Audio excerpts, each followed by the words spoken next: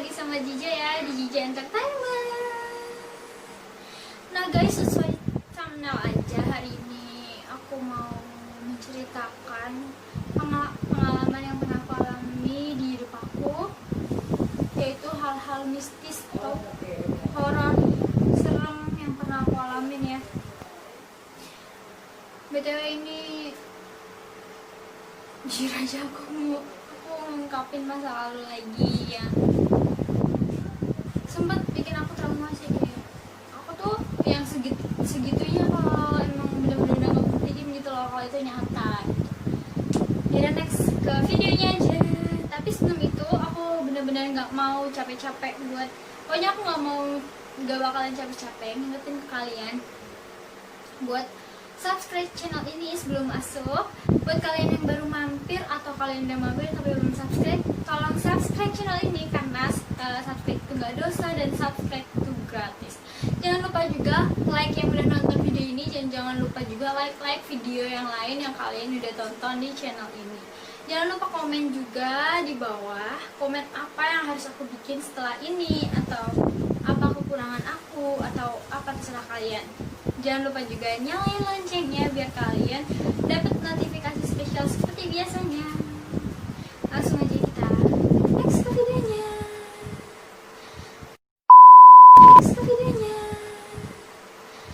Nah guys, hal pertama yang aku mau ceritain yang menurut aku misterius, mistis, horor banget gitu. Pernah ada kejadian, jadi tuh gini aja, aku ceritain singkat cerita aku tuh orangnya anaknya pindah-pindahan gitu guys. Jadi dari kelas TK sampai kelas 2 SD itu aku masih di kampung, di tepatnya di Magelang. Kalau kalian tahu, kalau dari kalian ada yang tinggal di Magelang ya, itu tempat tanggal lahir aku. Terus pas kelas 3 sampai SMP kelas 7 aku pindah ke Banjarnegara. Nah pas kelas 8 sampai sekarang nih aku kesini di Jakarta. Nah hal pertama aku ceritain itu waktu ini ya, waktu masih kecil aja ya. Jadi waktu masih di Magelang itu aku sekitar kayaknya masih kelas 2 atau kelas 1 SD ya. Dulu tuh aku orangnya, jujur aku orangnya penakut, bener-bener penakut. Tapi aku tuh orangnya yang ngebuktiin gitu loh. Nah kalau misalkan aku lihat sekali itu kayak aku pikirnya bukan lah, palingan juga apa gitu, kayak cuman pikiran gue nih gitu. Tapi aku pasti ngebuktiin pas kedua kalinya. Kalau memang ini benar ya berarti emang benar. Tapi kalau misalkan emang itu enggak, ternyata cuma haluan, ya udah aku lupain gitu aja. Tapi kalau benar ya pasti bakal terngiang-ngiang. Nah hal pertama, aku itu waktu kelas 1 SD pernah. Jadi kalau di sini kita jam 10 masih fine aja. 10 malam kita masih main-main ya, jam 11, jam 12, bahkan tuh jam 1, jam 2 tuh masih ramai. Tapi kalau di sana kan jam 8 aja itu udah sepi. Iya udah sepi. Jadi dulu posisi udah itu jam 8-an kali ya, atau sama 9. Kakek aku tuh, jadi pintu yang di kampung aku yang di Magelang itu kaca guys, kaca. Jadi otomatis kita bisa ngeliat dong di luar. Posisinya di luar itu udah gelap banget. Nah kakek aku tuh pas banget mau nutup hordeng itu pintunya. Nah aku nggak sengaja nengok, refleks aku kaget, aku ngeliat ada orang itu kayak lewat cepet banget, dia kayak gede, tinggi, pakai topi hitam, bukan topi, kayak jubah hitam gitu, tinggi bener-bener, semuanya hitam gitu. Nggak ngeliatin mukanya, dia langsung ini aja. Jadi ini pintu, dia dari sini ke sana. Jadi gini, dia di bawah, karena kan emang rumah aku tuh tangga baru ke atas ini pintu. Nah dia di bawah tangga itu. Aku udah kaget, cuman yang kayak ya udah ntar dulu, gue buktiin dulu gitu. Aku lihat lagi, emang kan penasaran kadang, walaupun aku takut tapi aku orangnya penasaran, jujur aja ya. Yang kedua aku lihat ada beberapa menit itu nggak ada, tapi pas aku mau ingin lagi tuh beneran ada, serius. Beberapa kali, aku nggak bohong deh, beneran aku ngeliat beneran ada 2 kali ya. Di situ aku kayak udah beneran ada. Yang segitu takutnya aku langsung lari ke kamar.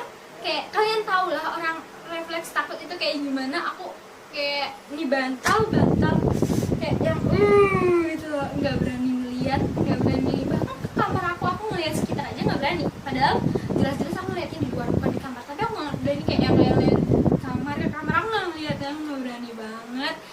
Itu kejadian udah tuh aku udah agak lama udah nggak ada kejadian apa-apa. Setelah aku pindah aku berapa tahun kemudian mungkin ada ya kejadian-kejadian yang pernah aku alamin, cuman aku juga udah lupa dan itu mungkin nggak terlalu menonjol di pikiran aku. Kejadian keduanya itu pas aku udah pindah ya kan ke Banjarnegara, mungkin sekitar kelas 5 atau 6 SD kali ya.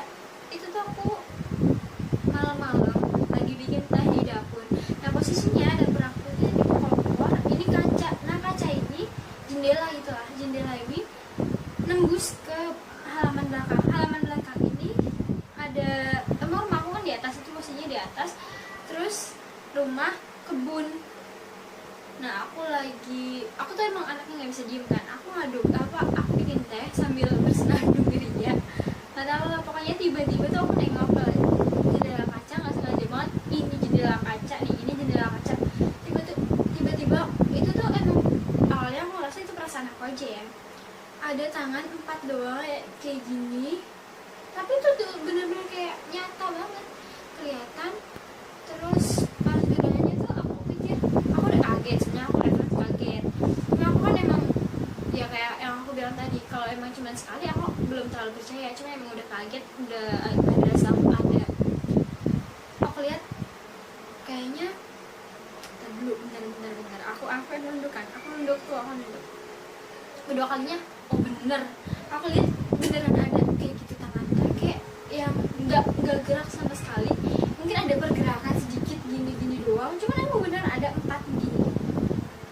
Bodo amat buat tehnya, bodo amat yang aku lagi pengen teh, aku langsung kabur ke ruang tengah tuh.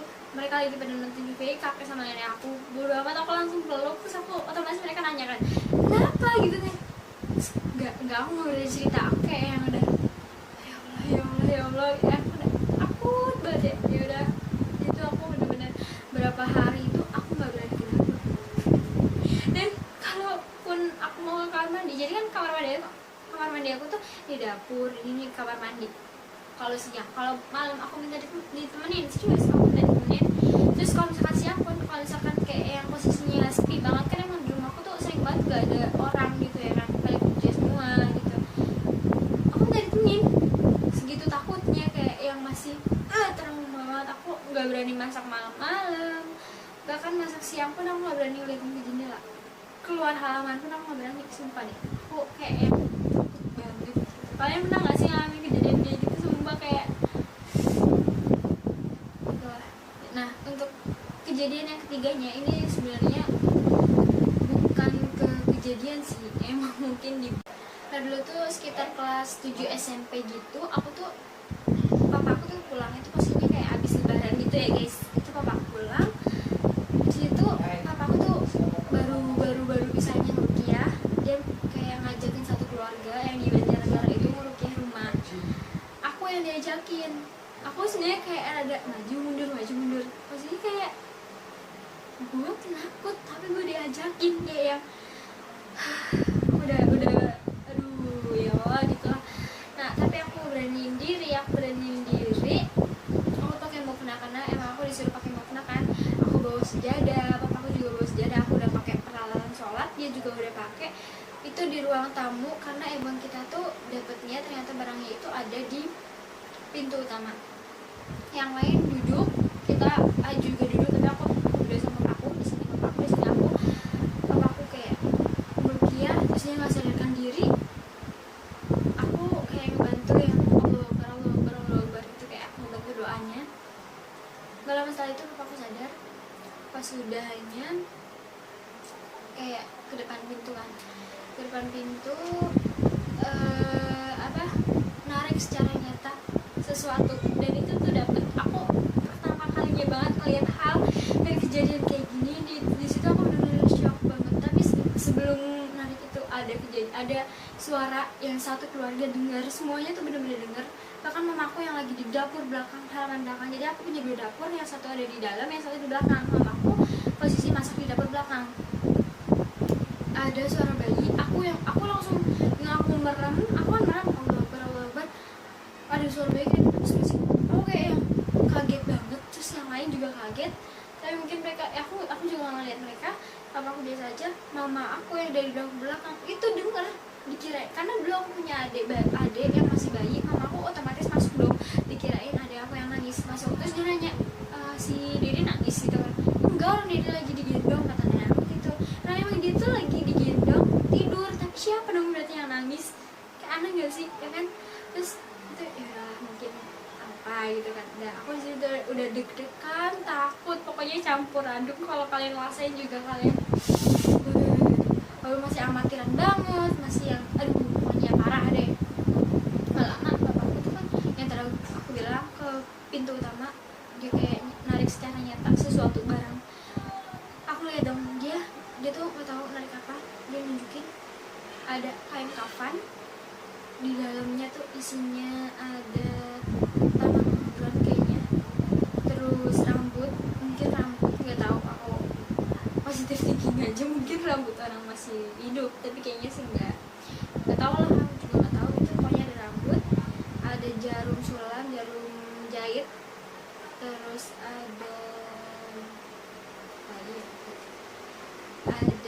ini emas, ada emas berbentuknya kayak trisula kecil segini itu. Terus ada ini emas trisulanya juga emas, tapi itu juga emas. Itu aku yang aku ingat sih itu ya. Malam-malamnya papaku ngajak kakek aku buat ngebuang gitu, karena itu memang harus dibuang ke aliran gitu, aliran sungai yang mengalir deras gitu. Mereka pergilah, mereka tujuh berapa jam 11-an sekitarnya ya, udah sepi banget, udah sepi banget, udah dibuang, udah disitu udah mulai tenang. Tapi hidup aku mulai gak tenang sih mas setelah itu, kayak yang lebih banyak mengenai papaku Lucky ya yang lain. Pokoknya bener-bener kayak hal mistis horor tuh jadi santapan sehari-hari aku, kayak yang udahlah sekarang udah biasa. Dulu mah aku kan ya kayak kantina ngasih apa-apa aduh gitu, yang sekarang tuh kayak udah biasa gitu.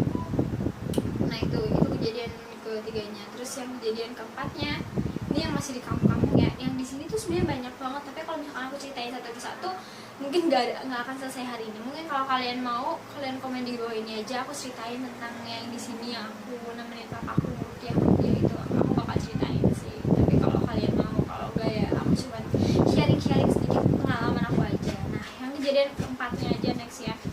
Kejadian keempatnya jadi posisinya gini, di kampung, masih di kampung nih, di Banjarnegara. Aku bilang aku masih kelas, mungkin itu juga aku udah kelas 7 ya. Posisinya ruang tamu, ruang tengah, ruang keluarga. Aku di ruang tamu, terus keluarga lagi ada di ruang keluarga, tapi ada juga yang di ruang TV kan. Aku di depan lagi buka galeri foto album gitu.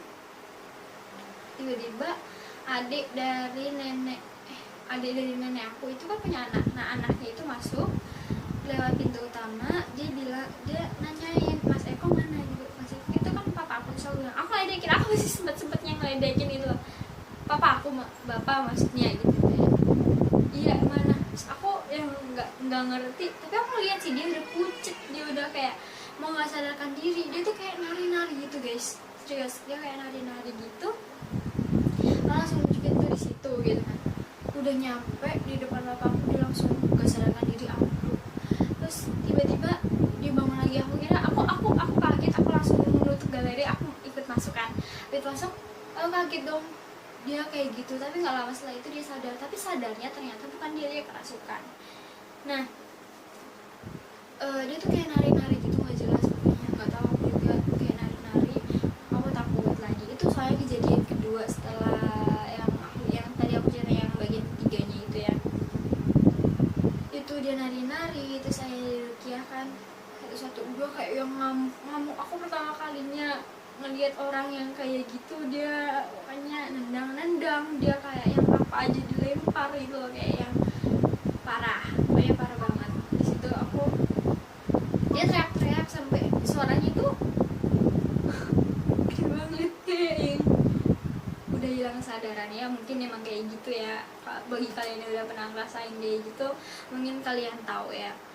Itu kejadian aneh mulai ada dari dia. Nah adalah dia waktu itu dirukiah lagi, aku tuh nemenin dia sholat. Jadi aku disuruh nemenin waktu wudhu, dan aku kan disuruh nemenin dia wudhu.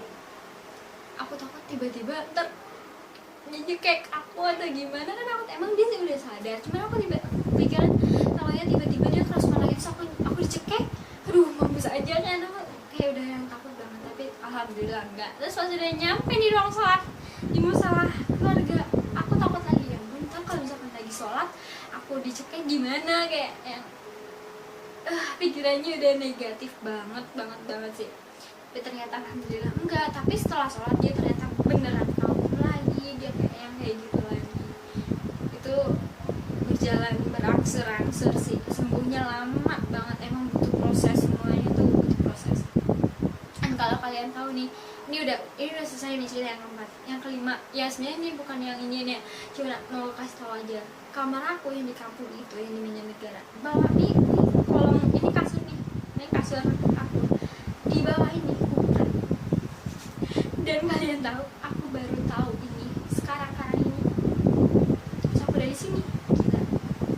Jadi selama itu aku tidurin kuburan, gila. Kayak jadi aku pikir, aku kalau pulang kampung nggak akan tidur di situ lagi. Kalian gitu nggak sih? Walaupun selama itu tuh aku nggak pernah diganggu, tapi percaya nggak, di situ tuh kayak misalkan ada orang baru nginep, atau misalkan ada menantu baru atau apa yang tidur di kamar aku, yang dulu kan aku emang kamarnya bukan di situ, tapi kalau misalkan ada yang di situ selalu diganggu. Tapi aku tuh nggak pernah sekalipun aku diganggu, nggak pernah, demi Allah nggak pernah diganggu. Nah jadi mungkin dia wallahu alam ya, kayak aku juga nggak tahu. Tapi emang ya tapi sih aku nggak mau lagi tidur di situ kalau nggak terpaksa. Nggak tau lah, aku lihat nantinya aja. Ya udah guys, sekian video dari aku, kayaknya itu dulu. Mungkin sih masih banyak banget ya emang video apa namanya, cerita-cerita horor yang lainnya, cuman kalau aku ceritain semuanya ya aku juga nggak tahu ya nyampe kapan selesainya. Jadi ya itu dulu lah yang aku bisa ceritain. Dan yang aku bilang tadi, kalau misalkan kalian mau denger cerita aku yang di sini, kan aku belum ceritain tuh yang di sini yang tentang yang lebih serem lah, kalian bisa komen di bawah ini. Nanti kapan-kapan aku bikin videonya. Kalau misalkan video ini banyak yang like, banyak yang komen, dan banyak yang dari sini tuh kayak banyak perubahan subscribe gitu. Aku jujur aja kan ini channel baru, kita bangun bersama-sama, kita wujudin channel ini jadi lebih maju ya kan, dengan cara subscribe, like, dan komen. Jangan lupa juga nyalain loncengnya biar kalian gak ketinggalan updatean dari aku.